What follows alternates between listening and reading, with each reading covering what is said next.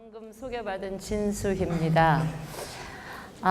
지금 우리 교수님께서 제 양력을 간단히 소개를 해주셨는데요. 소개하신 대로 제가 정치권에서 국회의원 두 번의 임기, 8년 동안 두 번의 임기를 거쳤고요. 그 두 번째 국회의원 임기 중에는 약 13개월 동안 행정부에 가서 우리나라 보건복지 정책을 총괄하는 보건복지부 장관으로 일을 할 수 있는 기회를 가졌었습니다. 사실은 우리나라 전체 보통 여성들 가운데 조금 다른 여성들이 경험하지 못했던 이런 좀 독특한 경험을 했던 것, 그리고 우리 사회 그냥 통념상 제가 여성 리더야 한 사람이 아닐까 이제 이런 판단에서 아마 저를 이 자리에 초대를 하신 것 같습니다. 아무튼 초대해 주신 우리 아주대학교의 아주광자 교수님들께 감사를 드리고요. 또 우리 아주대학교 여러분들 만나 뵙게 돼서 정말 반갑습니다. 사실 저는 아주대학교랑 인연이 좀 있어요. 20년 전쯤에, 20년 전이면 아마 여러분들 갓 태어났거나 그런 시기였지 싶어요. 근데 20년 전쯤에 제가 아주대학교에 와서 강의를 한 2학기, 3학기 정도 강의를 했던 적이 있고요. 아주대학교 교수직에 제가 지원을 했다가 떨어진 그런 인연이 있습니다. 이 아주대학교 교수직 공모에 떨어지고 나서 제가 한 1, 2년 후에 바로 정치권과 인연을 맺게 됩니다. 아마 아주대학교에서 안 뽑아주셨기 때문에 제가 정치를 하게 된 게 아닌가, 그런 생각도 해보고, 하여튼 결과적으로는 감사하게 생각을 합니다. 예.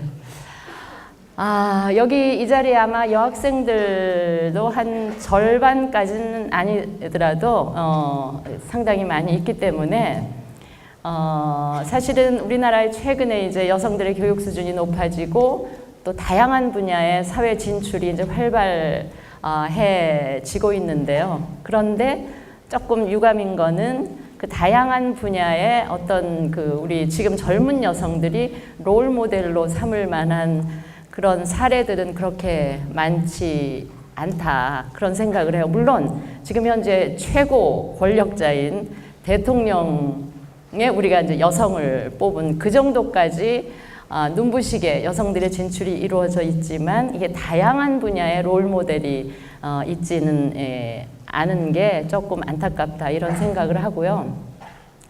제가 바로 다른 여성들이 경험하지 못했던 조금은 색다른 경험을 하면서 그 과정에서 느꼈던 것, 생각들, 또 후배 여성들에게 들려주고 싶은 이야기들을 몇 가지 정리해서 말씀을 드리겠습니다. 그러면 우리 지금 미래 커리어를 지금 준비하고 계시는 우리 젊은 여학생들한테 뭔가 도움이 되지 않을까 하는 바람을 가지고 제가 이야기를 시작을 합니다. 그러면 과연 이 자리에 있는 남학생들에게는 그다지 참고되지 않지 않겠느냐. 근데 그렇게 생각할 게 없는 게요. 지금 앞으로 여러분들이 본격적으로 살아가게 될 우리 사회, 이 시대는 이제는 가부장적인 문화는 점차 퇴색이 되고 남성과 여성, 양성이 평등하게 공존하는 시대에 이제 여러분들은 살게 될 것이기 때문에 우리 남학생들 입장에서도 공동체, 여러분들의 파트너로 살아갈 여성들의 삶, 여성들의 이 생각, 입장, 이런 것들이 어떤 것인지를 같이 경험하는 것도 앞으로 여러분들이 살아갈 이 세상에 대한 중요한 지혜가 될 수 있겠다 하는 생각을 하면서 들어주시면 좋겠습니다. 제가 오늘 여러분들한테 말씀드릴 제목을 이제 나는 오늘도 꿈을 꾼다, 이렇게 정했습니다. 아들한테 물어봤어요, 이 제목에 대해서. 그랬더니 엄마 너무 좀 촌스럽네, 이렇게 이야기를 하더라고요. 예. 그런데 어쨌든 나는 오늘도 여전히 꿈을 꾸고 있습니다. 아마 내가 여러분들의 부모님들보다도 나이가 조금 몇 살 많거나 아마 그럴 겁니다. 그러니까 50대 후반에 60을 바라보는 나이임에도 여전히 나는 꿈을 꾸고 있다. 그러니까 이런 것으로부터 또 여러분들이 얻어낼 수 있는 것이 있으면 참 좋겠다는 생각을 합니다. 그리고 이제 소제목은 여성, 정치, 그리고 리더십 이렇게 정했고요. 제 어렸을 적 꿈은 신문 기자가 되고 싶은 것이었어요. 그 어린 마음에 중고등학교 다니면서 사회 부조리를 고발하고 그걸 통해서 뭔가 이렇게 바꾸어내는, 잘못된 거를 바꾸어내는 그런 일을 하는데 좀 그 기여를 했으면 좋겠다는 막연한 생각을 가지고 신문 기자가 되고 싶었어요.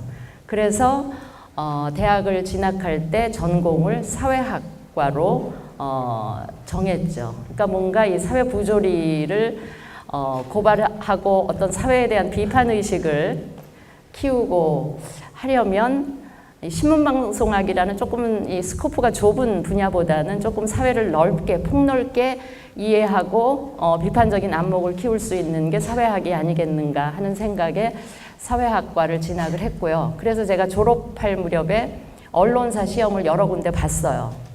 물론 지금 언론사 시험은 언론고시로 불려질 만큼 굉장히 어렵지만 내가 그때 지원할 당시는 그렇게 어려운 시험은 아니었는데도 불구하고 여러 번 떨어졌어요. 내가 떨어져서 굉장히 좌절을 하는 가운데 내가 계속 떨어지는 이 시험을 계속 볼 것이냐 말 것이냐를 고민하는 마침 그때 우리 교수님한테 추천 의뢰가 와가지고 제가 이제 처음으로 취업을 하게 됩니다.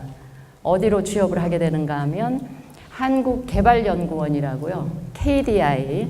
그러니까 우리나라 경제정책을 주로 연구하는 그런 연구원에 이제 들어가게 됩니다. 이제 그런 다음에 연구 활동을 하면서 보니까 이 공부를 계속하는 것도 내가 애초에 가졌던 그 꿈에서 많이 벗어나는 일은 아닐 수도 있겠다라는 판단이 들어서 사회학이라는 공부를 계속하기로 마음을 먹고 그 KDI에 다니면서 결혼을 또 했고요. 결혼하면서 마침 이제 그 그러니까 유학 가는 남편을 만나서 결혼해서 이제 유학을 하게 됐습니다. 그래서 유학을 하면서 이제 그 공부를 계속 했고요. 저는 남들이 한 5, 6년에 걸쳐서 하는 공부를 한 13년에 걸쳐서 이 사회학 석사, 박사 과정을 마쳤습니다. 왜 그렇게 시간이 오래 걸렸는가 하는 거는 잠시 후에 말씀을 드리고요. 그렇게 공부를 한 다음에 돌아와서 이제 대학에 가려고 했는데 아까 말씀드렸던 것처럼 대학에서 저를 뽑아주지를 않고 있던 차에 마침 그 당시에 새롭게 만들어지는 연구소가 있었어요. 그게 뭐냐면 지금 새누리당의 전신인 그 당 민주자유당이었는데 그때는 민자당의 그 연구소가 하나 만들어지면서 아주 대대적으로 공채를 했습니다. 그래서 그 공채를 통해서 제가 여의도 연구소에 들어가게 되는데 바로 그 시점이 제가 이제 정치권하고 인연을 갖게 되는 그런 계기가 됐습니다. 그래서 그 연구소에 들어가서 한 9년 정도 일을 하고 2004년에 비례대표 국회의원으로 이제 국회에 진출을 했어요. 그리고 이제 8년 동안 국회 의정 활동을 하고 그 가운데 한 13개월은 또 정부에 가서 일을 하고 그래서 쭉 국회의원 2번의 임기를 마치고 이제 다시 대학으로 돌아와서 지금은 여러분 같은 대학생을 지금 가르치고 있는 이런 그러니까 제가 제 커리어를 쭉 이렇게 말씀을 드렸는데 그러니까 대학을 졸업하고 제가 한 37년 정도의 커리어를 가지고 있는데 그 중에 절반은 정치권에서 일을 했던 거고 절반은 내 자신이 공부를 하거나 이제 대학에서 여러분을 가르치거나 연구소에서 연구 활동을 하거나 하는 크게 보면 절반은 정치권에 절반은 학계 뭐 이렇게 제 커리어가 구성이 돼 있다 이렇게 말씀을 드릴 수가 있습니다. 자, 이 과정을 잠깐 말씀을 드리면서 제가 이제 소주제로 넘어가도록 그렇게 하겠습니다. 우선 여성하고 관련된 그 이야기를 좀 해볼게요.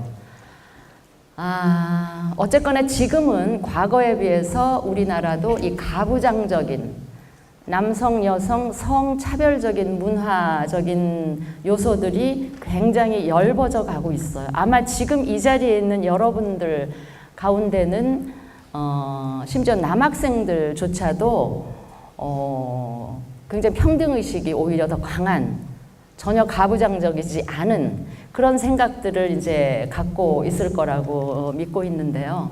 그러나 어쨌든 우리 사회에는 이 가부장적인 문화 때문에 많은 여성들이 혹은 많은 남성들이 일종의 여러 가지 컴플렉스를 갖고 있어요. 자, 여기서 컴플렉스라는 말은 우리가 흔히 일상적으로 컴플렉스라는 말을 쓸 때는 그냥 열등의식 이런 식의 의미로 우리가 사용을 하는데, 여기서 이야기하는 컴플렉스는 뭐냐면 조금 더 심리학적인 전문적인 의미를 담고 있는데, 뭔가 이 강박관념이에요. 일종의 강박관념.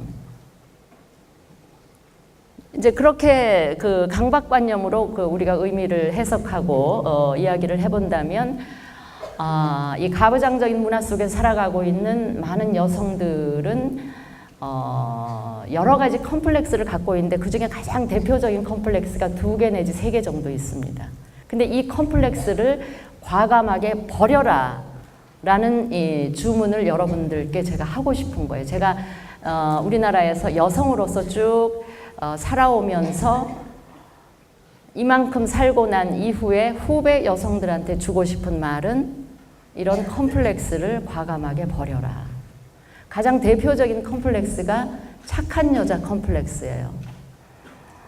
이 지금 여학생들 각자는 뭐 그렇게 생각하지 않을지도 모르지만 잠재의식 속에 나는 착한 여자여야 해, 주변 사람들로부터 착하다라는 평가를, 그런 이미지를 줘야 된다라는 생각을 은연중에 잠재적으로 갖고 있다는 거예요. 그런데 내가 내 경험에 비추어 보면 그런 착한 여자가 아니고 나쁜 여자, 그러니까 가부장적인 문화적인 기준 속에서 결국은 나쁜 여자가 돼야만 성공할 수 있다. 이게 내가 얻은 이 결론인 거예요. 제가 아까 처음에 쭉 제 커리어 과정을 이야기하면서 제가 석박사 공부를 끝낸 게 한 13년이 걸렸다 그랬죠. 그 13년이 걸리게 된 이유를 말씀을 드리면 이제 이런 겁니다. 처음에 남편이랑 결혼하고 유학을 갔죠. 유학을 갔는데 물론 이제 나는 준비가 안 된 상태에서 갔고요. 남편은 과거에 석사학위도 있었고 이미 유학 갈 준비를 다 하고 있었던 사람이었기 때문에 미국에 유학 가자마자 남편은 계속 공부 진도를 나갈 수가 있었지만 나 같은 경우는 가서 한 1년은 토플 시험 공부, GRE 시험 공부 이런 시험 공부를 준비를 했었어야 됐죠. 그러다 보니까 이제 공부 시작하는 시점이 더 늦었고요. 그 다음에 중간에 이제 내가 아이를 하나, 첫 아이를 낳은 거예요. 그런 과정에서 아이를 낳고 기르면서 학교 다니면서 또 조교하면서 그게 굉장히 감당이 안 되더라고요. 그러면서 점차 이 공부 진도가 늦어졌고 그러다 보니까 남편은 끝난 시점에 저는 아직 안 끝난 이런 상황이 됐죠. 그 다음에 이제 아이 낳고 기르면서 공부하는 이 2가지 일을 하다 보니까 내가 이 건강도 굉장히 안 좋아진 상태가 돼서 일단 한국으로 돌아옵니다. 돌아올 때 생각은 한 학기만 쉬다가 다시 가서 마저 끝내고 와야지라는 생각을 갖고 돌아왔는데 한 학기 쉬겠다는 게 한 4년 반 정도를 쉬게 됐어요. 이제 그동안에 물론 또 대학에서 강의를 하고 계속 이제 공부를 하긴 했지만요. 그런데 그 과정에 또 아이를 또 하나를 낳은 거예요. 2번째 아이를. 이제 그러다 보니까 이제 시간은 자꾸 이제 늘어난 거죠. 그런데 어느 날 우리 아이 한 20개월 됐을 무렵에 그때 그 상황이 내가 굉장히 좀 아직도 굉장히 인상에 남는 게 뭐냐면 요즘은 다 아이 기저귀, 종이 기저귀 쓰잖아요. 근데 제가 아이를 낳아서 키울 때만 해도 종이 기저귀 값이 너무 비싸서 밖에 외출할 때는 종이 기저귀를 쓰고 집에 있을 때는 헝겊 기저귀를 쓰면서 이 기저귀를 빨아서 쓰고 했거든요. 근데 그날은 내가 아이 기저귀를 목욕탕에서 손빨래로 빨면서 그러고 있는 내 자신이 너무 처연한 거예요. 너무 약간 비참하다는 생각이 들면서 그 생각이 꼬리에 꼬리를 물면서 영어로 하면 why not 이런 생각이 든 거예요. 내가 지금 이대로 주저앉을 수는 없지. 내가 다시 가서 하던 공부를 마무리를 해야 되지 않겠나? 왜 할 수 없어? 왜 아니야? 이게 이제 why not 이런 생각이 드는 거예요. 어느 순간에 갑자기. 그러면서 그때부터 이 마음이 변하기 전에 뭔가 일을 저질러야 되겠다는 생각에서 그때부터 다시 부랴부랴 준비를 해가지고 다시 미국 갈 준비를 해서 그해 이제 여름에 다시 혼자 갔어요. 그때는 초등학교 1학년인 딸과 20개월 된 아들, 남편 다 그냥 뭐 알아서 하라 그러고 다 팽개치고 이제 혼자 다시 미국에를 갑니다.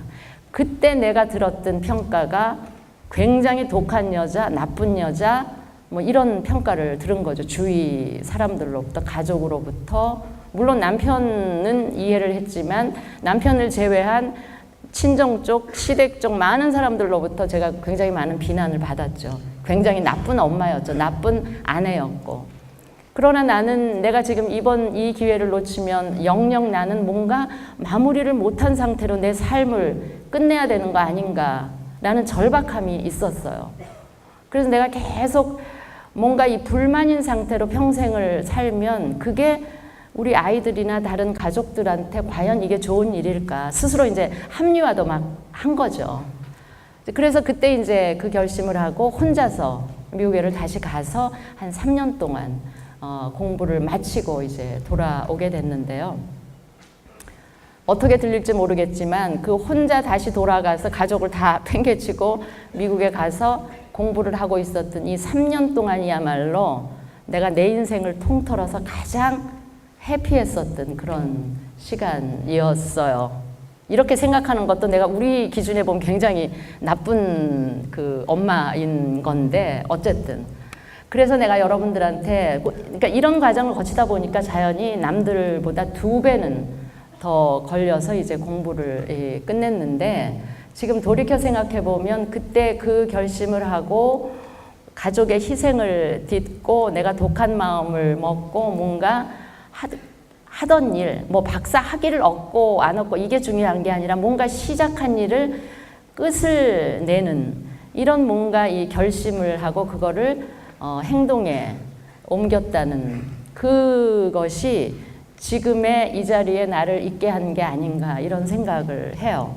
그때 내가 만약 그대로 주저앉았다면 아마도 지금하고는 굉장히 다른 삶을 그러면서 뭔가 끊임없이 나의 내부에서 뭔가 이 불만인 스스로한테 만족하지 못하는 이런 심리 상태로 오랫동안 살지 않았을까 이런 생각을 하면서 그 이후에는 내가 후배 우리 이런 강의 자리에 오면 여학생들한테 항상 어려운 상황에 부딪히면 자꾸 쉬운 길을 선택을 쉬운 길에 대한 유혹이 있어요. 그거는 뭐 인지상정인 거죠. 그러나 그럴 때 그런 유혹에 흔들리지 말고 꿋꿋하게 끊임없이 자기가 원래 가졌던 그런 꿈이라든지 목표를 향해서 조금만 그 고비를 넘기면 얼마든지 넘길 수 있다. 그런 이야기를 해주고 싶어요. 그래서 어쨌든 우리나라 많은 여성들이 갖고 있는 이 착한 여자 컴플렉스에서 과감히 벗어나라 라는 이 충고를 하고 싶고요. 그 다음에 2번째가 이제 신데렐라 컴플렉스예요. 그러니까 지금 여러분들은 잘 모르겠지만 여러분들이 이제 졸업하고 취업시장에 나가면서 이제 취업시장 문을 두드리겠죠. 아직은 취업시장에서 여성들에 대한 눈에 보이는 보이지 않는 이 장벽이 존재를 해요. 그러다 보면 좌절하면서 그냥 좀 뭐라 그럴까 시집이나 가는 게 편하지 않겠나 이제 이런 생각을 할 수가 있어요. 그러면서 어디선가 백마탄 기사가 나를 와서 데려가지 않을까, 어디 왕자님이 있지 않을까, 뭐 이런 생각을 하는데 그런 바로 신데렐라 컴플렉스로부터 여러분들이 벗어나야 여러분들의 자아를 실현할 수 있는 그런 길이 비로소 생긴다. 그래서 그런 신데렐라 컴플렉스를 벗어나라 라는 이야기를 하고 싶고요.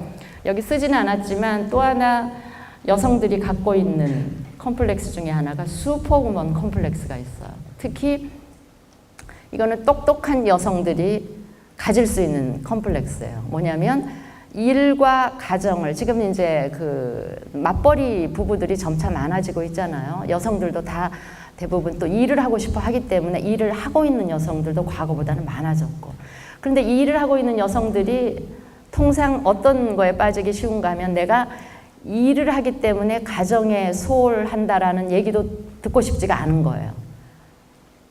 그 다음에 또 가정이 있기 때문에 일터에서 뭔가 다른 남성 직원들에 비해서 내가 뭔가 처진다, 이런 평가를 받고 싶지도 않기 때문에 일과 가정 이 두 모두에서 내가 완벽하게 뭔가를 해내야 된다라는 슈퍼우먼 컴플렉스에 빠질 수가 있다는 거예요. 근데 이거는 굉장히 안 좋은 거라고 나는 이야기를 하고 싶어요. 슈퍼우먼은 없어요. 슈퍼우먼이 되려면 정말 미쳐버릴 수도 있기 때문에. 그러니까 가족 구성원들로 하여금 내가 일이 있기 때문에 가정에 조금 소홀할 수도 있는 부분에 대해서 도움을 얻고 그거를 좀 양해를 구하고 설득을 하고 이런 거를 해야지, 이 둘을 내가 완벽하게 해야 되겠다라는 그런 슈퍼우먼 컴플렉스를 가지면 그 둘 다 굉장히 힘들어질 수도 있다. 이런 여러 가지 컴플렉스에서 벗어나라라는 이야기를 하고 싶고요. 그러면 남성들은 그런 컴플렉스가 없느냐? 있죠. 가부장 문화 속에서 이 남자들이 가질 수 있는 컴플렉스 중에 대표적인 게 뭐냐면 가장 컴플렉스예요. 내가 남자니까 우리 집의 가장으로서, 여러분들 이제 결혼하고 나면 이제 소위 말하는 가장이 되는데, 내가 가장으로서 내 가족들을 내가 책임지고 전적으로 내가 책임지고 이 생활을 책임져야 된다. 이런 것도 일종의 가장 컴플렉스라는 거예요. 이 컴플렉스로부터 우리 남학생, 남성 여러분들도 벗어날 필요가 있다. 제가 이야기했죠. 이제는 앞으로 여러분들이 본격적으로 살아가야 될 시대는 양성이 평등한, 공존하는 시대예요. 그런데 이제 우리가 양성 평등 시대에 대해서, 양성이 평등한 사회에 대해서 일종의 오해나 편견을 갖고 있는 경우가 많은데, 그 오해나 편견을 버려야 됩니다. 뭔가 하면 이거는 뭐 여성들도 편견을 가지고 있는 경우가 있어요. 자, 양성평등이라고 하는 거는 기존의 가부장 문화 속에서 주로 남성들이 많은 권한을 행사해 왔기 때문에, 그리고 남성 중심적이고 남성 우위의 구조 속에서 살아왔기 때문에 이제는 여성이 우위가 되는, 여성이 중심이 되는, 혹은 여성이 상위가 되는 이런 이 구조로 바꿔야 된다라는 의미가 결코 아니라는 거예요.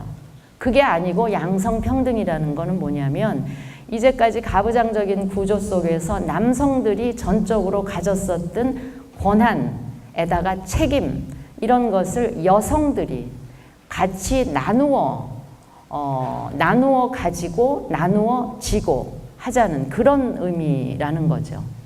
그러니까 이제까지 남성들이 주로 가졌던 권한도 여성과 남성이 같이 공유하고, 남성들이 전적으로 책임졌었던 이런 책임도 여성과 남성이 같이 나누어서 공유하자는, 이게 바로 양성평등의 본질인 거거든요. 그러니까 이 부분에 대해서 여러분들이 편견이나 오해를 갖지 않았으면 좋겠고, 이렇게 본다면 사실은 양성평등사회가 되는 게 남성들이 전혀 그 부분에 대해서 경계심을 가질 이유나 무슨 피해의식을 가질 이유가 전혀 없는 거죠. 그러니까 무거운 짐을 남성, 여성이 또 집안에서 남편과 아내가 같이 나누어서 지자는 그런 의미인 것으로 받아들이면 여러분들이 굉장히 마음이 편안해질 수가 있다. 이런 이야기를 하고 싶고, 그런 점에서 이 남성들이 가지고 있을 법한 가장 컴플렉스에 또 가질 필요가 없다는 얘기를 내가 강조를 하고 싶어요.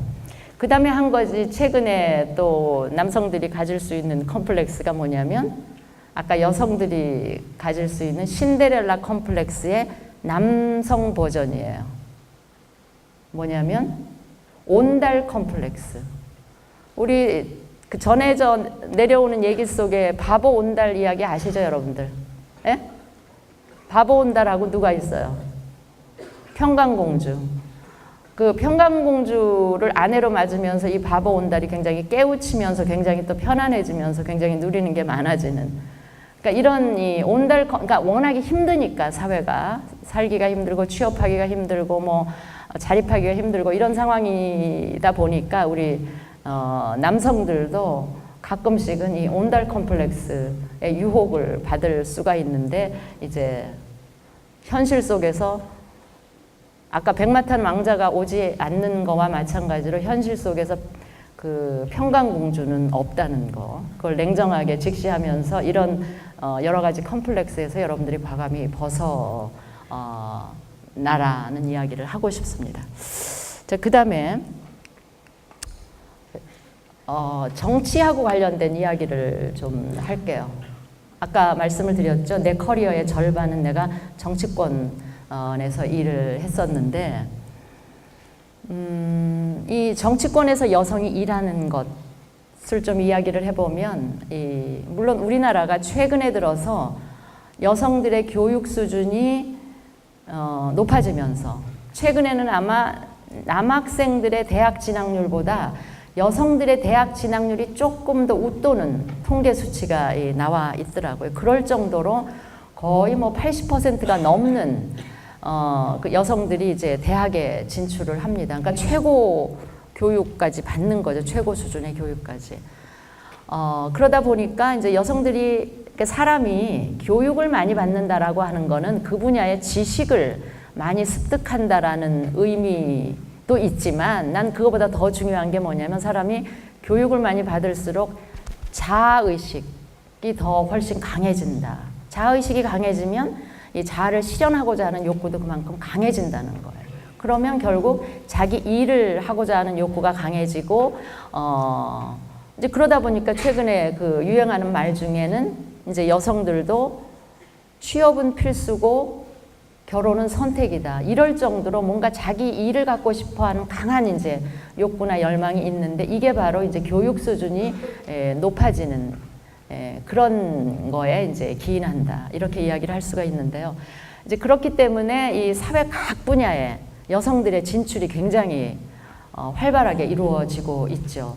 그러니까 과거에는 결국 여성들이 진출하려고 하는 엄두도 못 내던 분야까지도 여성들이 이제 과감하게 진출을 합니다.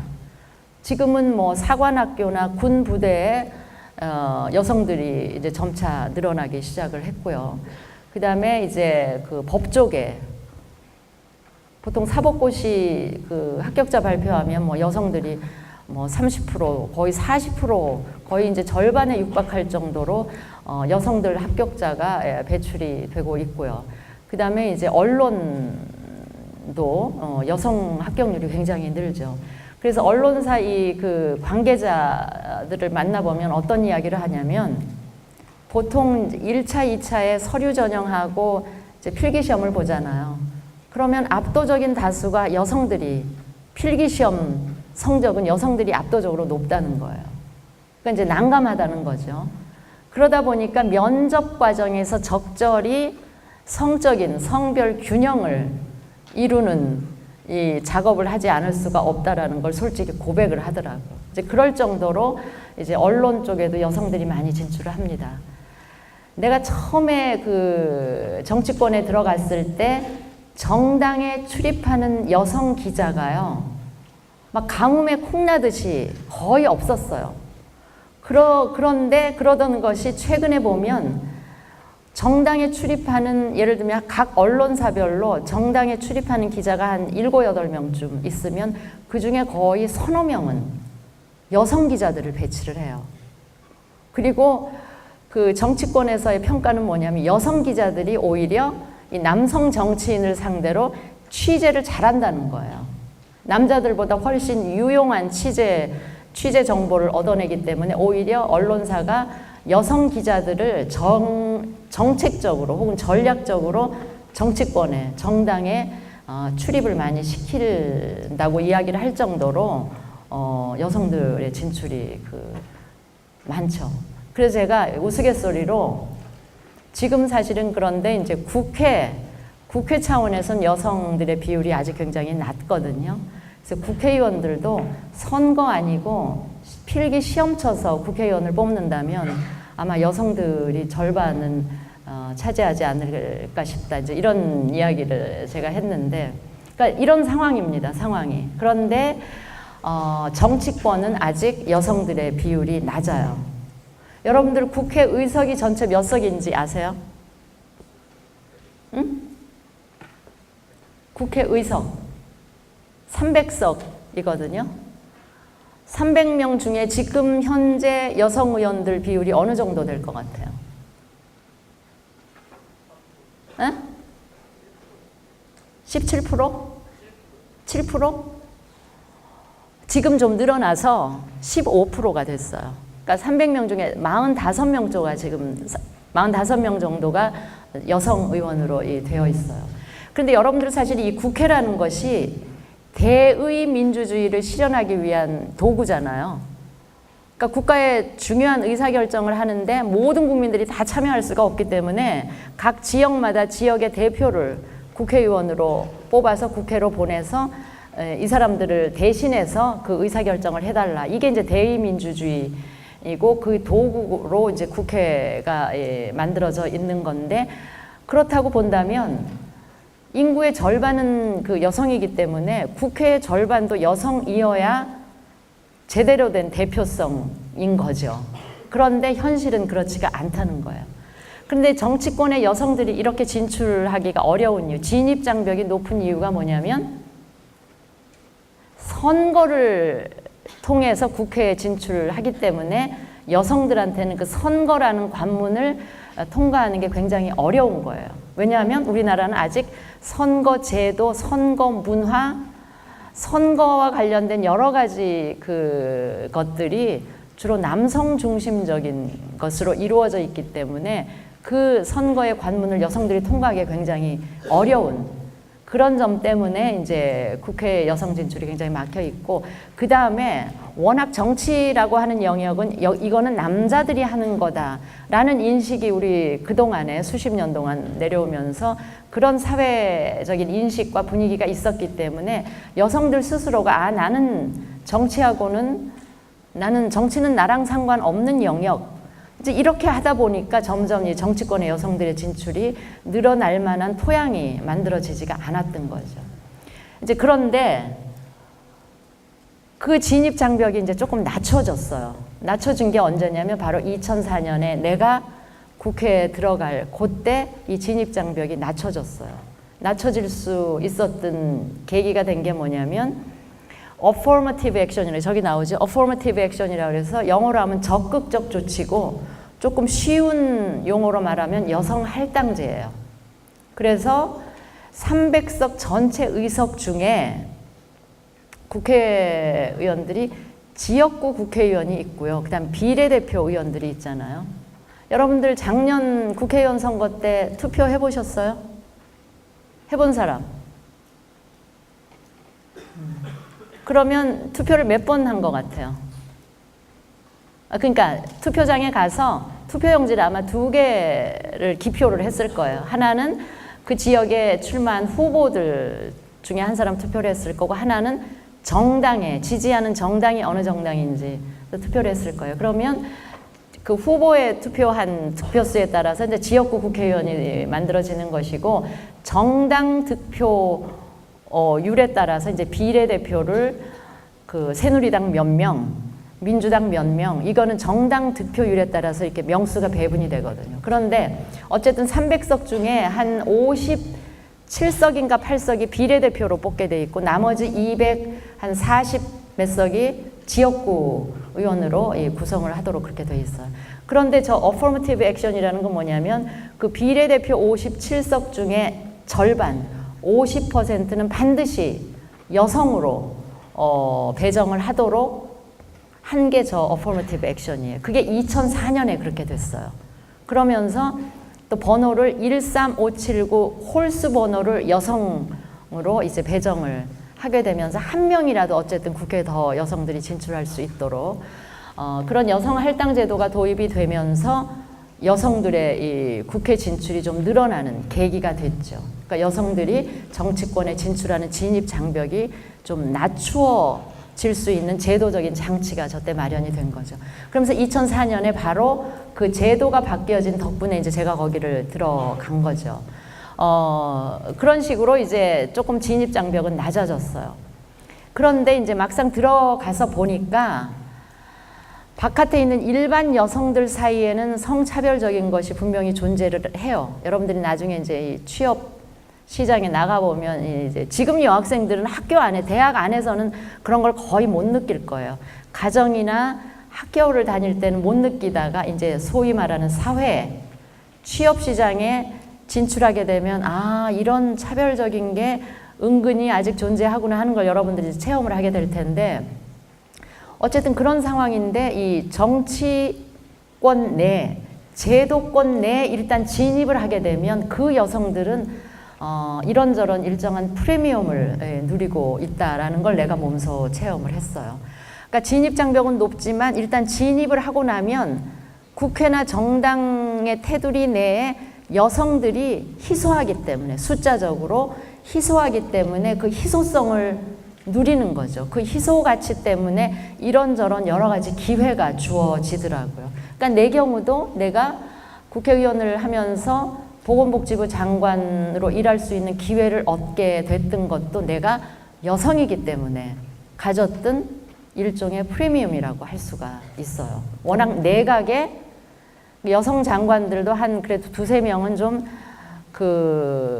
뭐라 그럴까, 구색 갖추기 용이든 어쨌든 이제 포진을 해야 되니까 어떤 사람을 뽑아야 되나? 그러면 주로 일단 국회의원들이나 좀 정치권에 활동을 했던 사람들 중에서 찾게 되죠. 그러면 결국은 국회 내에 있는 소수의 여성들 사이에서 이제 픽업이 되는 그런 상황이기 때문에 내가 그런 맥락에서 봤을 때 일단 제도권 안에 진출을 하면 그 여성들은 이런저런 프리미엄을 누린다라는 이야기를 하는 겁니다. 이제 그런데 그러면서 어떤 묘한 현상이 있는가 하면 정치권에 있는 여성들은 양면적인 대표성을 가지고 있어요. 보세요. 양적으로는 분명히 과소대표예요. 아까도 이야기를 했지만 전체 인구 중에 절반은 여성이면 국회에도 절반은 여성 의원이 있어야 되는데 그렇지 않잖아요. 그러니까 양적으로는 분명히 여성들은 과소대표성을 가지고 있어요. 그런데 질적으로는 과잉 대표성을 또 갖고 있는 거예요. 이게 양면적인 대표성이라고 내가 이름을 붙였는데,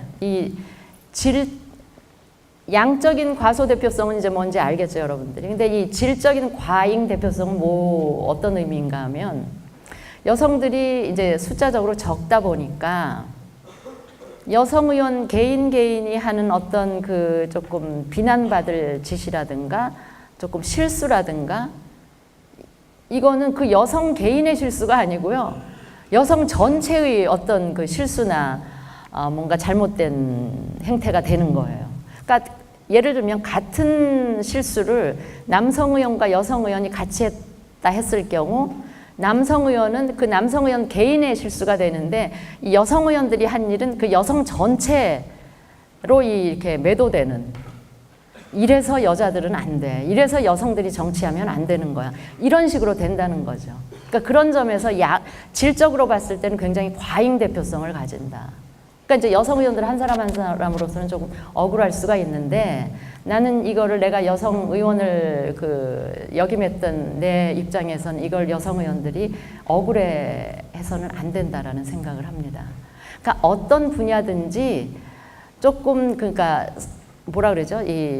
선발대, 선구자적인 그런 의미를 가지고 진출한 이 초기 사람들의 경우는 그런 짐을 나는 걸머질 수밖에 없다고 생각해요. 굉장히 어떤 책임감과 사명감. 그러니까 지금 국회에 있는 여성 의원들은 내가 잘못하면 나뿐만이 아니고 전체 여성들이 욕을 먹을 수 있다라는 그런 책임감과 막중한 사명감, 이걸 가지고 일을 해야 된다. 어차피 질적으로 지금은 여성 의원들이 과잉 대표성을 가질 수밖에 없는 걸 현실로 인정을 하고 더 큰 책임감과 사명감을 가지고 일을 할 필요가 있다, 해야 한다.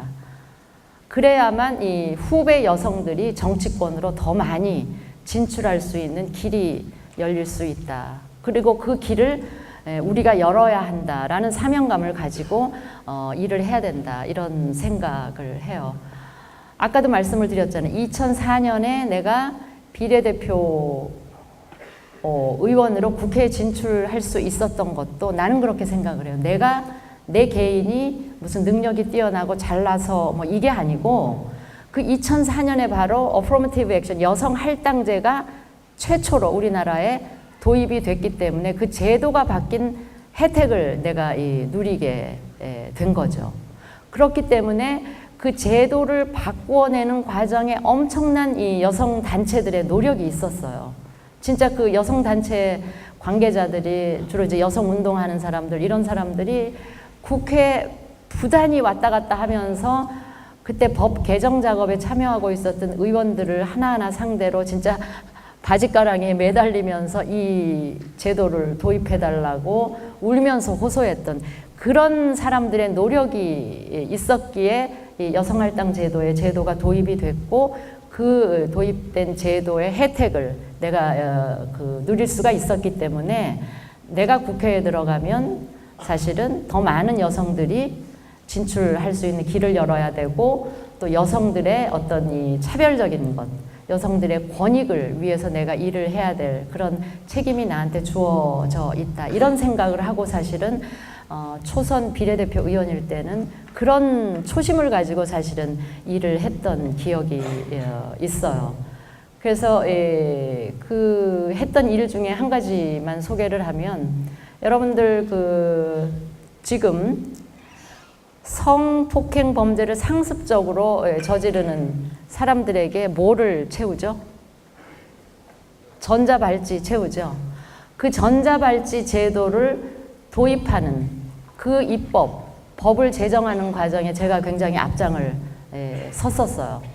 그때 나는 나는 이런 일을 하기 위해서 국회에 들어왔다 이런 생각을 하면서 사실은 그때 주변 사람들한테 욕도 많이 먹었어요. 바깥에 있는 인권단체들이 가해자의 인권을 너무 침해하는 것 아니냐라는 이 논거를 들어서 굉장히 반대도 많이 했거든요. 근데 그럼에도 불구하고 끊임없이 우리 특히 여성 아동들의 피해가 주기적으로 반복이 되었기 때문에 이 일은 반드시 이루어져야 한다라는 생각으로 그 전자발찌 제도 도입되는데 앞장을 섰던 기억이 있어요. 그러다가 이제 재선이 두 번째는 제가 지역구에 출마를 해서 이제 지역구 국회의원으로서 이 일을 하게 됐는데 이제 그러면서는 조금 내가 여성을 위해서 일을 해야 된다라는 생각이 솔직히 말씀드리면 조금 옅어질 수밖에 없었어요. 왜냐하면 내가 대표하고 있는 그 지역구의 여러 가지 현안들을 위해서 일을 하고 일했어야 됐기 때문에 조금 엷어지긴 했었는데 아무튼 다시 정리해서 이야기를 하자면 지금 국회에서 일하고 있는 여성들은 어쨌든 여성들의 권익을 위해서 많은 일을 해야 하고 그 다음에 후배 여성들이 정치권으로 진출할 수 있는 길을 열어주기 위해서 정말 더 남성 의원들보다 더 책임감으로 사명감으로 무장을 하고 일을 할 필요가 있다. 그리고 내가 이제 이 자리에 있는 여학생들한테 권하고 싶은 게요. 지금 정치 영역이야말로 여성들이 앞으로 미래에 진출할 수 있는 블루 오션이다. 이런 생각을 해요. 여러분들 이 정치의 본질이 결국은 사회 내에 존재하고 있는 여러 이해 집단 간의 갈등을 조정하고 중재하고 관리하는 이런 역할을 하는 게 정치가 해야 될 여러 가지 중요한 일들 중에 하나인데 나는 여성들이 이런 일을 하는데 상당히 비교 우위를 가지고 있다 이런 생각을 해요. 내가 그 일을 해보면서 느낀 게.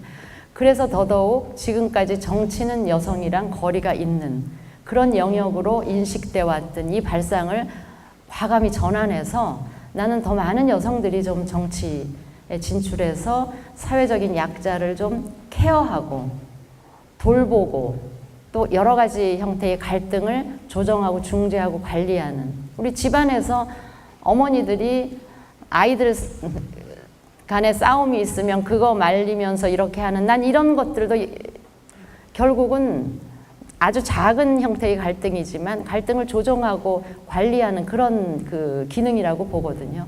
그래서 여성들이 가진 그런 그 능력이나 캐릭터를 이 정치권에서 발휘하면 굉장히 맞지 않을까 이런 생각을 하면서, 지금 여기 여학생들이 앞으로 자기 커리어의 선택지 중에 아마도 정치하는 거는 많이 빠져 있을 텐데, 여러분들의 선택지에 정치를 반드시 끼워 넣어서 고민을 해달라 하는 주문을 여러분들께 하고 싶어요. 그 다음에 이제 내가 여러분들한테 강조하고 싶은 게 이제 변화와 개혁의 리더십인데, 지금 여러분들 이제 대학을 졸업하고 사회에 나가서 다 각자 자기가 일하고 있는 분야에서 좀 리더가 줬으면 하는 바람에서 이야기를 합니다. 아까도 이야기를 했지만 내가 애초에 신문기자가 되고 싶은 게 뭔가 이 사회 변화 이런 걸 이루어내는데 기여하고 싶은 그런 그 생각 때문에 그랬다라고 했는데, 그 어렸을 적 내 꿈이자 비전은 여전히 오늘도 진행 중이다, 이런 그 고백을 여러분들께 합니다. 그거는 내가 이 30년 넘게 37, 8년간의 내 커리어를 통해서 일을 열심히 한다고 했지만 여전히 뭔가 부족한 그런 생각을 하고 있기 때문에 저 꿈과 비전이 여전히 진행 중이라는 겁니다. 두 가지 어젠다가 있어요. 내가 여전히 이루어내고 싶은 그 두 가지 어젠다 중에 하나가 이 정치 혁신이에요. 저거는 내가 정치권에서 십몇 년을 일했기 때문에 결국은 저런 어젠다를 갖고 있을 수밖에 없는데, 지금 우리 정치가 사실은 참 국민들로부터 그 비난을 많이 받고 불신을 받고 굉장히 그 국민들로 하여금 정치 혐오증을 갖게 하는 그런 상황에 놓여 있다는 게 정치권에서 일했던 그 사람으로서 굉장히 안타깝고 또 국민들께 죄송하고 부끄럽고 이런 생각을 하게 됩니다.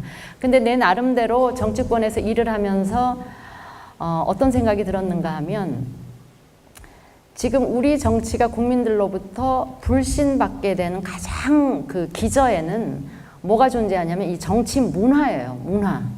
그리고 구조.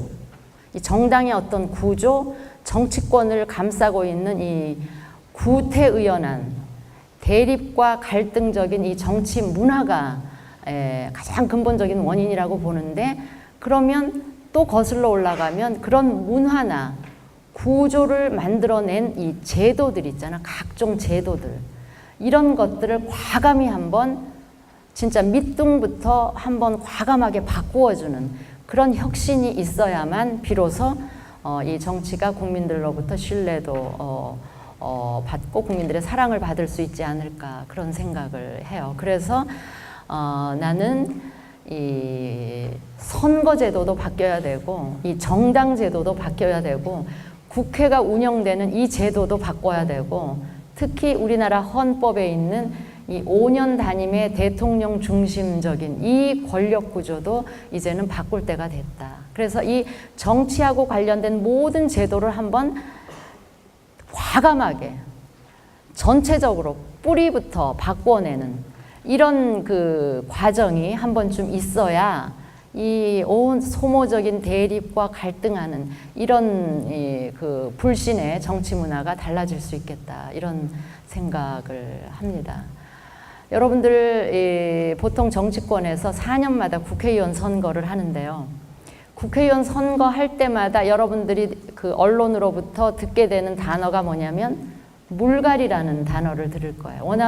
왜냐하면 국민들이 워낙 이제 그 국회의원들 또 국회의원들이 하는 정치에 대해서 못마땅하고 신뢰하지 않기 때문에 늘 선거 때가 되면 현역 의원들은 제껴놓고 뭔가 새로운 사람들, 그때 사회적으로 좀 존경받고 조금 그 평가받는 이 새로운 인물들을 이 국회에 영입을 하고 싶어 해요. 그래서 현역 의원들 물갈이를 통해서 새로운 사람을 계속 국회에 등장을 시키는데, 근데 문제는 뭐냐면 그 새로운 사람들이 들어와서 우리 정치를 바꿔야 되는데 정치를 바꾸는 게 아니라 있는 그 기존의 문화에, 오염된 문화에 이 새로운 사람들이 그냥 동화가 되어버리는 거예요.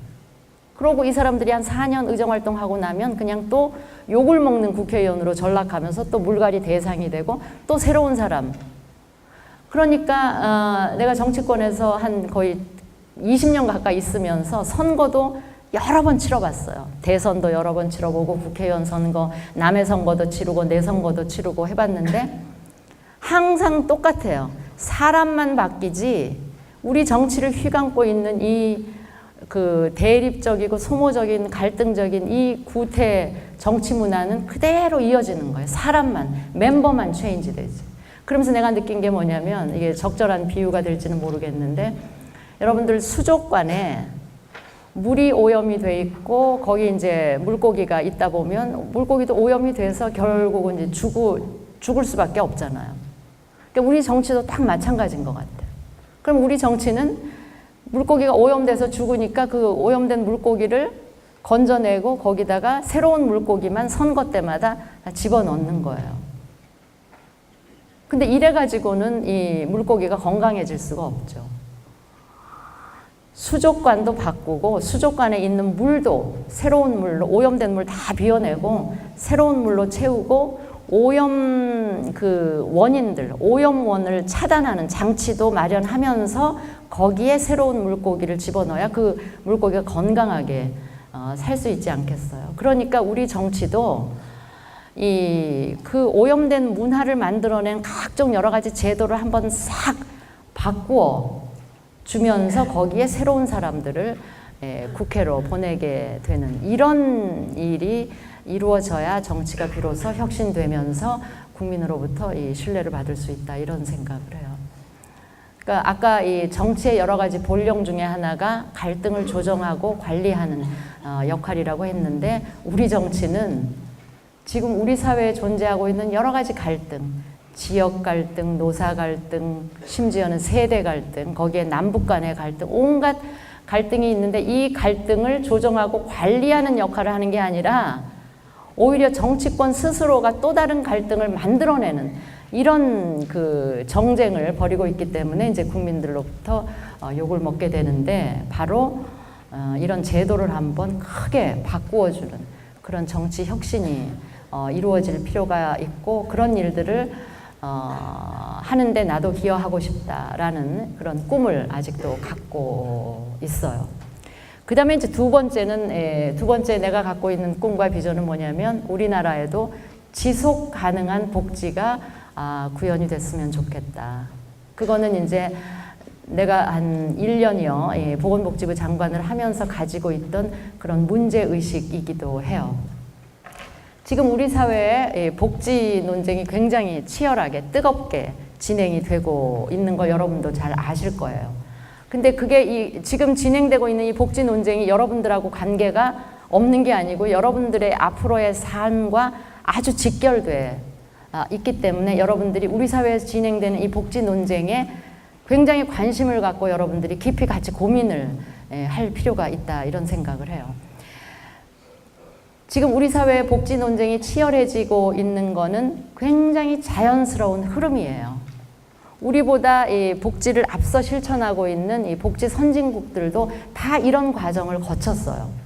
어느 나라나 사회가 산업화되고 민주화를 이루어내면서 국민소득이 한 2만 불, 3만 불이 되는 과정에서 다 이런 과정을 겪었어요. 그러니까 우리나라도 지금 굉장히 자연스러운 사회 발전의 한 단계를 거치고 있다. 이렇게 여러분들이 생각을 하면 되고 그런데 지금은 우리가 복지를 할 거냐 말 거냐, 복지를 확대할 거냐 축소할 거냐 이런 논쟁을 벌일 그 단계는 아니고요.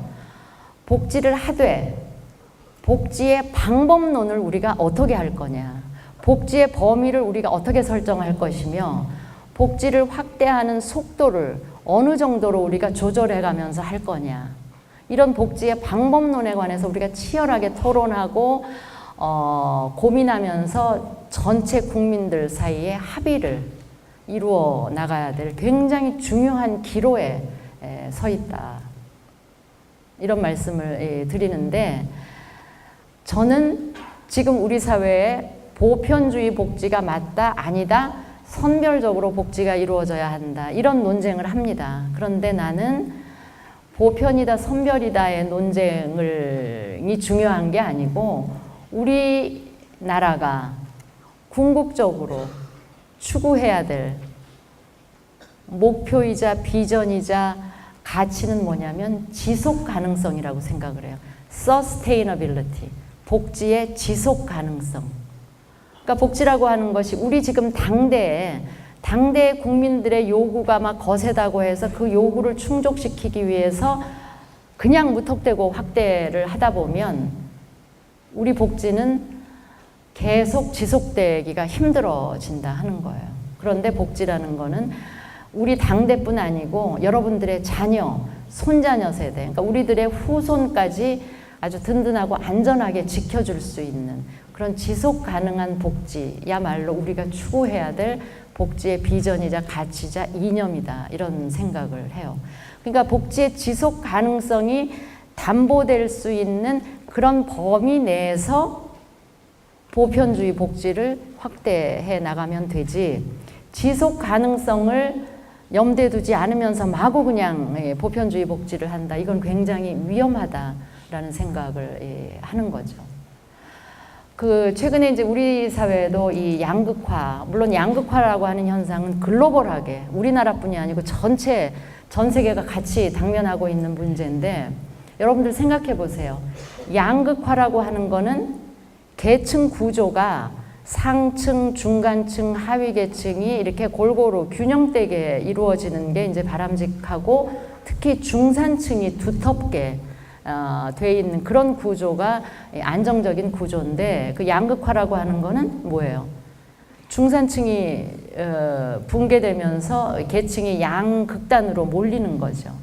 그러면서 더더욱 소수의 잘 사는 계층과 다수의 가난한 계층으로 자꾸 거리가 멀어지는 것, 이게 이제 양극화 현상인데, 그 양극화의 문제의 심각성을 더 강조하는 사람일수록 보편주의 복지를 또 주장을 해요. 근데 여러분들 생각해 보세요. 이 양극화에 따르는 이 계층 간의 격차를 어떻게든지 조금이라도 줄이려면 그래도 상대적으로 힘든, 어려운, 가난한 사람들한테 조금 더 많은 복지의 혜택을 주어야 이 계층 간의 거리가 조금이라도 좁혀질 수 있지, 계층 간의 격차를 그대로 두고 거기다가 모든 사람에게 소득 수준을 불문하고 모든 사람들에게 똑같은 획일적인 복지적인 혜택을 준다, 이러면 그 결과는 어떻겠어요? 그냥 계층의 양극화 구조가 점점 악화되거나 고착화되는 그런 결과를 가져올 수가 있겠죠. 그러니까 그 양극화 문제가 심각할수록 사실은 우리가 이 보편이냐 선별이냐 이 문제에 대해서 더 심각하게 고민을 해야 된다 하는 그 말씀을 드리고요. 그 다음에 이제 여러분들한테 내가 강조하고 싶은 우리 사회가 안고 있는 또 다른 큰 문제가 뭐냐면 저출산 고령화의 문제예요.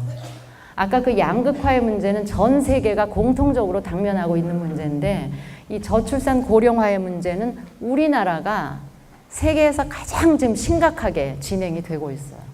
우리나라는 지금 세계에서 아이를 가장 적게 낳고 그러다 보니까 가장 빨리 늙어가는 나라가 되고 있어요. 그러니까 저출산 고령화가 동전의 양면인 거예요. 출산율이 너무 낮다 보니까 전체 인구 중에서 고령 인구가 차지하는 상대적인 비율이 자꾸 커지잖아요. 그게 고령화거든요. 그러니까 우리가 항상 저출산과 고령화를 같이 묶어서 이야기하는 이유가 바로 거기에 있는 거예요. 고령화라는 거는 여러분들, 이건 불가피한 거죠. 왜? 의학기술이 자꾸 발전을 하죠. 그 다음에 사람들도 과거에 비해서는 경제적인 여유가 있어져서 자기 건강 관리를 할 수 있는 여유가 있어졌어요. 그러니까 기대 수명이 자꾸 늘어나죠. 그런데 이제 출산율이 어느 정도 좀 유지해주면 전체 인구 중에 젊은 인구, 노령 인구의 비율이 좀 균형을 이룰 수가 있고, 그렇게 되면 그렇게 큰 문제가 없는데, 상대적으로 출산율이 너무 낮다 보니까 고령 인구 비율이 급증을 하죠. 근데 그 속도가 우리나라가 너무 빨리 지금 진행이 된다는 거예요. 여러분들 지하철로 통학을 하는지 모르지만 지하철 한 번씩 타보면 어르신들 굉장히 많죠. 그게 여러분들이 체감하는 걸 거예요. 지금 이 출산율 추세가 계속이 되면 바로 여러분들이 60대, 70대 고령 인구가 되는 그 2050년 내가 되면 어떤 상황이 벌어지는지 아세요? 전체 인구의 40%가 고령 인구가 돼요. 조금 과장하면 2명 중에 1명은 노인인 거예요. 좀 끔찍하지 않아서 상상이 잘 안 될 수도 있는데.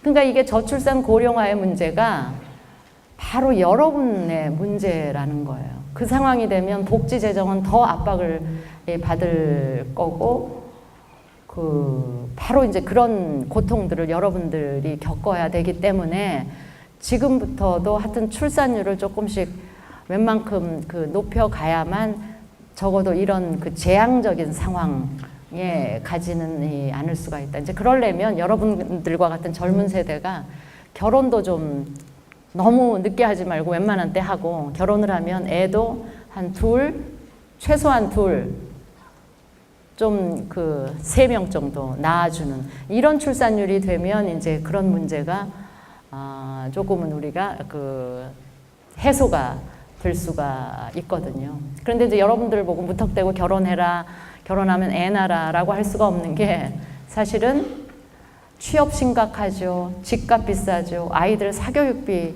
엄청 들죠. 이런 이제 현실적인 문제가 있긴 한데, 그런 현실적인 문제를 해결하는 거는 이제 우리 같은 여러분들 부모님 세대가 이제 열심히 부지런히 노력해서 어떻든 지금 젊은 세대로 하여금 결혼도 해야 되겠다, 아이도 낳아야 되겠다라는 이 결심을 할 수 있는 분위기나 여건을 만들어주는 건 이제 우리 몫인데, 하여튼 지금 우리나라 상황이 그렇다는 걸 여러분들이 좀 알고 있어야 될 필요가 있겠어서 여러분들한테 말씀을 드리는 거고요.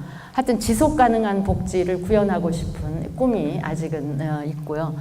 그 다음에 이제 그러기 위해서는 저기 나와 있는 경제 성장과 복지가 선순환되는 이런 구조를 우리가 빨리 정착을 시켜야 된다. 그래도 경제가 성장이 돼야 나누어 가질 수 있는 파이가 커지고, 파이가 커진 거를 아주 공정한 조세 정책과 복지 정책을 통해서 사람들한테 나누어 줄 수가 있으면, 그러면 잘 사는 사람, 어려운 사람 들 사이에 갈등이 좀 줄어들면서 사회 통합이 이루어지고, 그 통합된 어떤 국민의 힘으로 다시 한번 또 경제를 도약시키는 이 경제 성장과 분배 복지가 이렇게 선순환되는 구조를 우리가 반드시 정착시켜야만 우리 복지의 지속 가능성을 담보할 수 있다. 이렇게 말씀을 드리고, 그 다음에 마지막으로 이 복지가 또 이 지속 가능성을 확보하려면 부담과 혜택의 조화를 이루어야 한다 하는 거예요.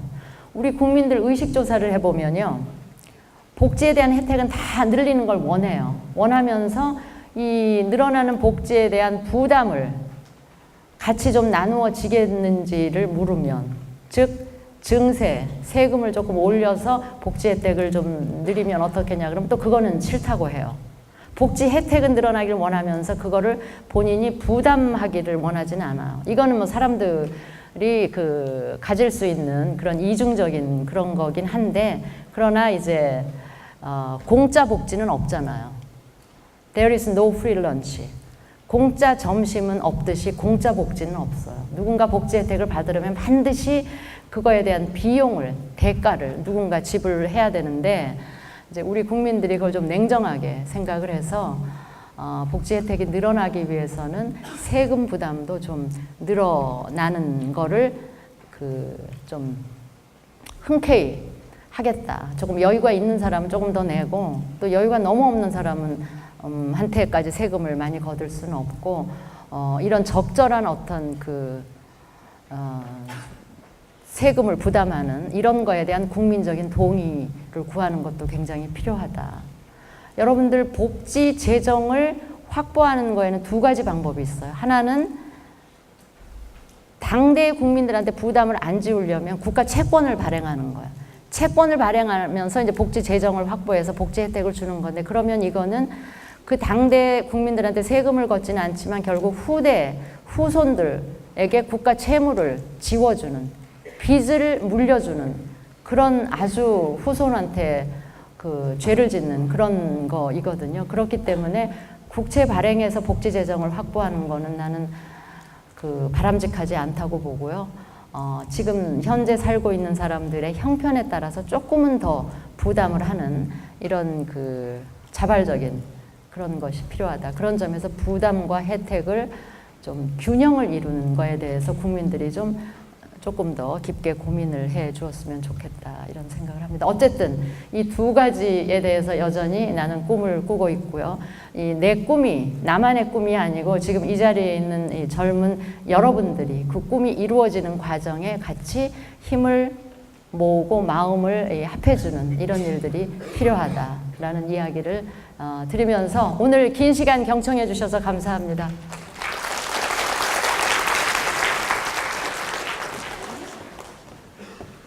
질문이 있는 한 선생님들 마이크 좀 준비해 주시고요. 아직 강연 안 끝났습니다. 네. 질문을 안 한다는 얘기는 100% 이해를 했기 때문에 질문이 없을 수도 있고요. 집에 갈 생각에 마음이 바쁜가 봐. 질문이 없습니까? 한 명 있나요? 네, 마이크.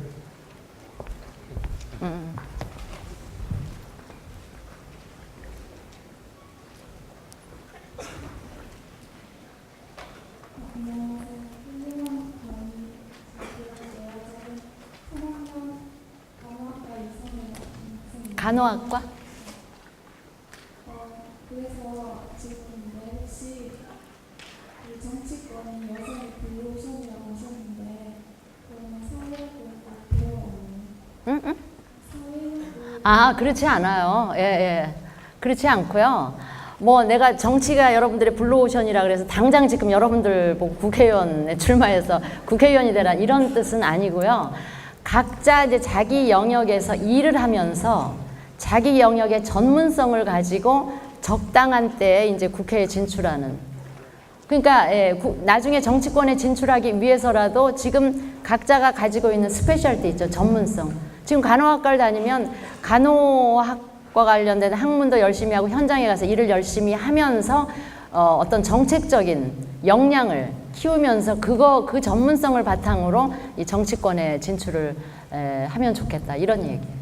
그런 전문성을 가지고 있는 국회의원일수록 굉장히 경쟁력이 있는 거니까.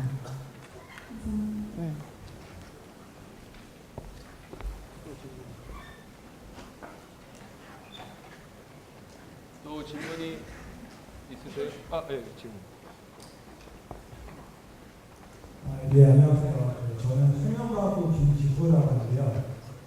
오늘 주제 관련해서 여성이랑 정치에 대해서 강연을 해주셨는데 우리 정부에서 가장 관련 있는 부처가 이제 여성가족부잖아요.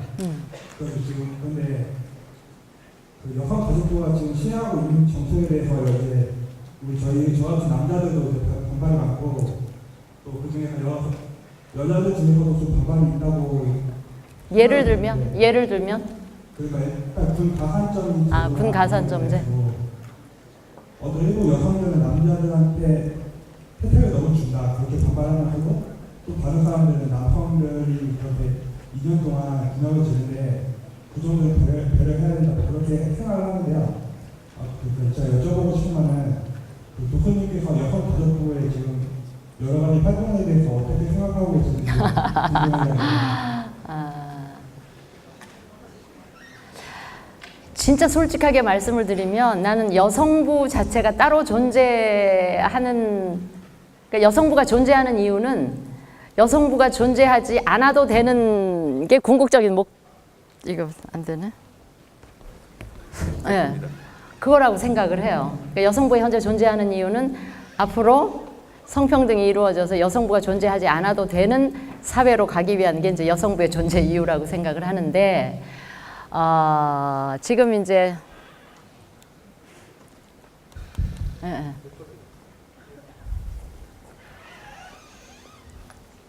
근데 내가 이제 여성부가 있는 것 자체에 대해서 개인적으로는 이제 반대를 하는 이유가 뭐냐면 이게 조금 테크니컬한 이야기예요. 정부 부처 내에 여성부가 이렇게 있으면 각 다른 부처에도 여성 관련한 일이 모든 부처에 다 있어요. 있는데 이 사람들이 뭐 여성 관련한 일은 여성부가 하니까 이러면서 여성부에 다 미뤄요. 미루고 다른 부처들은 오히려 어떤 성인지적인 성평등적인 관점에 소홀히 하기가 쉽거든요. 그런데 차라리 여성부가 없으면 각 부처에 여성 관련한 이 담당관들을 한 사람씩 두어서 일을 하다 보면 전 부처가 다 성인지적인 성평등적인 관점으로 일을 하게 되는 오히려 여건이 만들어진다. 어떻게 이해가 될지 모르겠지만 저는 이제 그런 차원에서 여성부가 따로 존재하는 것을 사실은 반대하는데 바깥에 있는 많은 여성들이 그럼에도 불구하고 여성부가 존재해야 된다라는 여론이 더 있기 때문에 이제 여성부가 정부 부처 내에 존재를 하죠. 그 다음에 여전히 우리 사회에는 많이 좋아졌다고는 하지만 차별적인 여러 가지 잔재들이 있기 때문에 또 여성부가 또 그 일을 하지 않을 수가 없는 그런 문제가 있죠. 근데 여성부가 일을 하기는 참 힘들어요. 왜냐하면 다른 부처들이 그렇게 썩 협조적이지를 않기 때문에. 그리고 저도 인터넷에 이렇게 가다 보면 뭐 일이 터지면 여성가족부, 여가부에 대한 비난 댓글이 굉장히 많이 달리더라고요. 그래서 그건 좀 이렇게 안타까운데 일의 특성상 좀 그럴 수밖에 없는데 그걸 여러분들이 자꾸 비난만 하기보다는 좀 자꾸 이해해 보려고 하는 그런 입장을 가져주는 노력을 좀 했으면 좋겠다.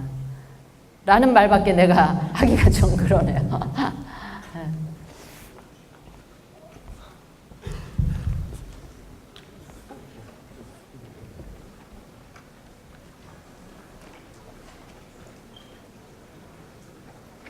안녕하세요. 저는 강사에 잘 들었고요.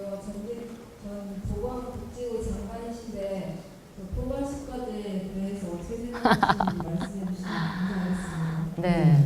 포괄수과제 관련한 질문은 다른 우리 학생들은 조금 테크니컬한 거라 어떨지 모르겠는데 포괄수과제를 도입하게 되는 계기는 뭐냐면 우리 건강보험 기금이 이제 우리가 그걸 안정적으로 관리를 해야 돼요. 이 건강보험 재정은 우리가 너무 중요해요. 왜냐하면 우리나라 전체 국민들의 건강 관리를 위해서 갖고 있는 돈주머니이기 때문에. 그런데 그 기금이 굉장히 위험해지고 있어요. 그러다 보니까 수입은 느리고 건강보험 지출은 줄이는 이제 이런 노력을 해야 되는데 바로 건강보험 기금의 지출을 조금 합리화하고 줄이려는 노력의 일환으로 이제 포괄수과제를 도입을 하는 건데 포괄수과제를 그렇다고 해서 모든 질병에 다 적용하는 건 아니고요.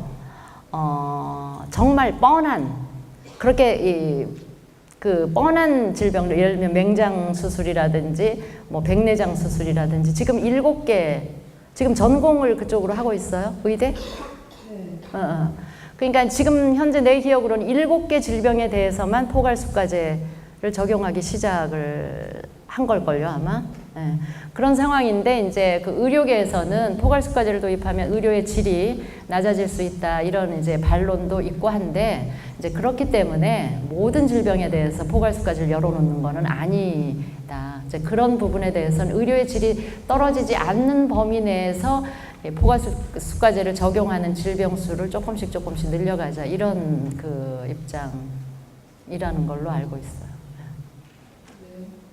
그렇지만 계속 이런 식으로 건강보험 예산에 위험이 올 때마다 의사에게 부담을 지우는 건 문제가 있는 게 아닐까요?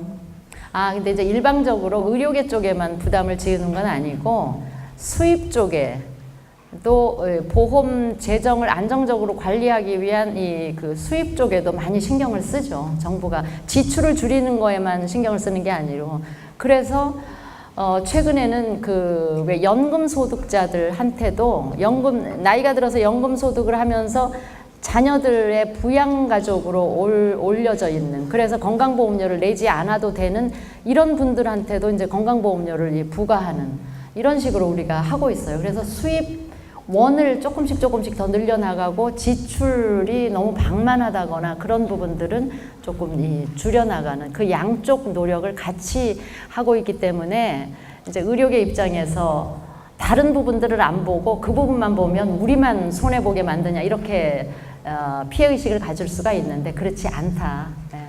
그렇게 좀 폭넓게 이해를 해주시면 좋겠어요. 네, 감사합니다.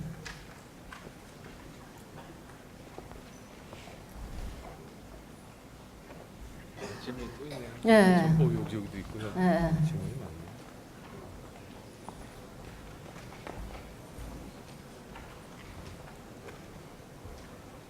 네, 안녕하십니까.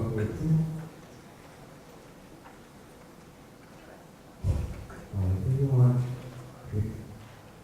정계 진출에 어려운 여성의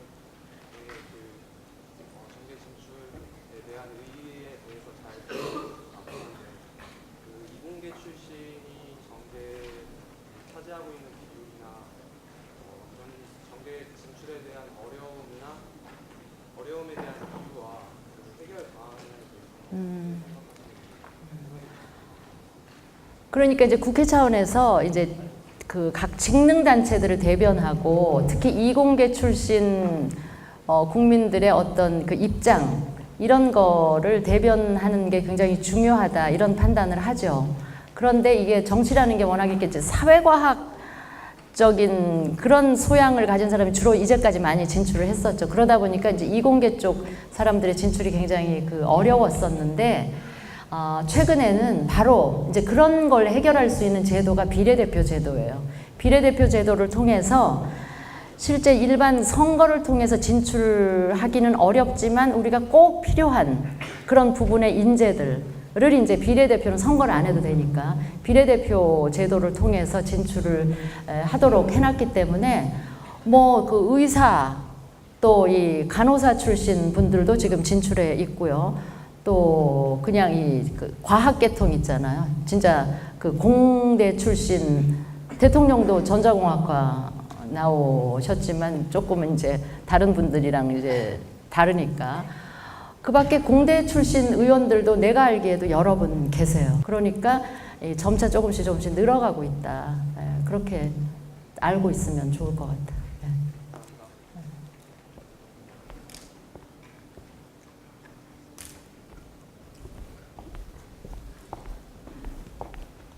누구?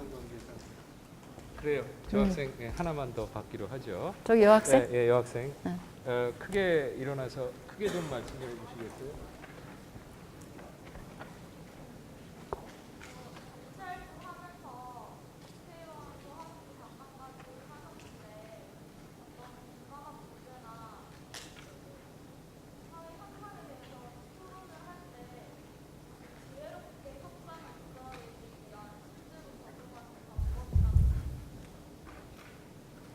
안 들려가지고. 일어나서 한 번만 마지막 얘기만 한 번만 더 해줄래? 지금 마이크 갑니다.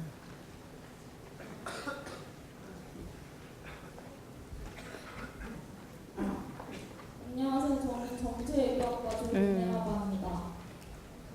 정치 활동을 하면서 국회의원도 하셨고 장관도 하셨는데 어떤 민감한 문제나 사회 현상에 대해서 토론을 할 때 좀 지혜롭게 협상을 이끌어내기 위한 교수님께서 실제로 적용하신 방법이나 팁 같은 걸 듣고 싶습니다. 무지하게 근본적이고 어려운 질문을 하셨는데 그냥 내가 경험했던 예를 그냥 한 가지 드는 걸로 답변을 해드릴게요. 그 보건복지부에는 크게 봐서 복지 정책이 있고 보건의료 정책이 이렇게 크게 양축으로 돼 있어요. 근데 특히 보건의료 파트는 온갖 이해 집단이 서로 이해관계가 다른 집단들을 관리해야 되는 그런 일들이 굉장히 중요하거든요. 보건의료 쪽에 여러 이해 집단들이 있죠. 지금 이제 의료계 얘기를 했지만 의사와 한의사의 이해관계가 달라요. 그다음에 의사와 또 간호사가 또 달라요. 또 약사와 의사가 또 달라요. 이런 집단들의 이해관계가 다 얽혀져 있기 때문에 이걸 잘 조정하고 중재하고 관리하는 일이 이제 보건복지부의 특히 보건의료 파트의 임무예요. 그런데 이제 한 번은 내가 취임을 하고 나서 그동안에 그 보건의료 쪽에 이해 집단의 이해관계 때문에 계속 그 해결 못하고 미뤄져 왔던 일들이 여러 가지가 있더라고요. 그런데 나는 어떤 이점이 있었느냐면 내가 의료 쪽 전문성이 없는 사람이에요. 그러니까 기존에 의료 집단, 특정한 집단들하고 내가 무슨 이 네트워크가 돼 있다든가 이런 게 전혀 없었어요. 그래서 내가 보건복지부 장관으로 갈 때 바깥에 있는 보건의료 쪽 관계자들은 아, 저 사람은 보건의료 쪽에 전문성이 없어서 장관으로 부적합하다. 이런 이제 평가도 있었어요, 부정적인. 그러나 그거는 나는 내가 오히려 이 일을 하는데 이점이다라는 생각을 했었어요. 왜냐하면 그런 그 집단이나 조직들하고 전혀 그런 관계가 없었기 때문에 정말 불편부당하게 국민들의 편의, 국민들을 위해서 어떤 쪽으로 가야 되냐 이것만 생각하고 갔기 때문에 훨씬 부담을 느끼지 않고 어느 특정한 집단의 눈치를 보지 않고 일을 할 수 있었다는 게 오히려 나는 더 이점이라고 생각을 하는데, 그래서 미뤄져 왔던 그런 숙제들을, 수건 사업들을 이뤄내기 위해서 내가 어떻게 했냐면 각 지금 이해 집단들인 사람들을 다 한 자리에 모았어요. 한 자리에 모아서 위원회를 구성을 하고 거기는 이제 국민대표나 소비자, 의료 소비자인 국민들도 참여를 하고 각 의사, 간호사, 약사, 제약회사, 한의사 이런 이익집단을 대표하는 관계자들 다 같이 모아서 위원회를 구성을 해서 같이 토론을 하고 결국은 큰 미래 비전을 하나 만들어냈던 그런 그 일화가 있거든요. 그래서 좀 민감하거나 서로 이해관계가 첨예하게 대립되어 있는 거일수록 같이 머리를 맞대고 이야기를, 그러니까 그게 흔히 말하는 소통이라 그러죠. 그런 걸 하다 보면 처음에는 굉장히 평행선을 달리는 것 같아도 그게 계속이 되다 보면 어느 순간에는 좀 만나지는 지점이 있더라고요. 예. 그래서 그 일화로 내가 답변을 대신할게요. 예. 네, 시간 관계상 질문을 더 이상 받을 수 없음을 양해해 주시고요. 오늘 강연 완벽했고요. 학생들 질문도 너무나 좋았습니다. 다만 마이크 상태만 조금 안 좋았습니다. 자, 오늘 멋진 강연 해주신 우리 전 장관님께 큰 박수 부탁드립니다. 네, 감사합니다.